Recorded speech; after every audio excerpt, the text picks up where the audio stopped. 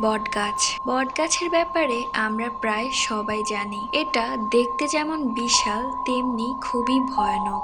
আর রাতের বেলা হলে তো কথাই নেই। রাতের বেলা কোনো বটগাছের দিকে তাকালেই গায়ের লোম দাঁড়িয়ে যাবার মতো অবস্থা। অবশ্য গ্রাম সাইডে অনেক বটগাছ আছে, বটগাছ থেকেও অনেক সময় জিনে ধরে, অথবা জিন তাড়ানোর সময় জানা যায় সে পাশের বাসার বটগাছ থেকেই ধরেছে। প্রায় সময় শোনা যায় রাস্তার পাশের বটগাছ বা বাড়ির পাশের বটগাছ থেকে জিনে আছর করেছে। তাহলে শোনো, এক লোক রাত করে বাজার নিয়ে বাড়ি ফিরছিল। তখন অত একটা রাত হয়নি, বাট গ্রামের রাত তো, তাই অত একটা মানুষ বাইরে ছিল না। লোকটা বটগাছের সামনে দিয়ে আসছিল। লোকটা দেখে বটগাছের একটা শিকড় তার পিছু পিছু আসছে এবং এসে লোকটিকে এমন জোরে একটা ধাক্কা মারে লোকটির বাজার সব পড়ে যায়। পরবর্তীতে লোকটি সেখানে অজ্ঞান হয়ে পড়ে থাকে এবং জ্ঞান ফিরলে তার মুখ থেকে শোনা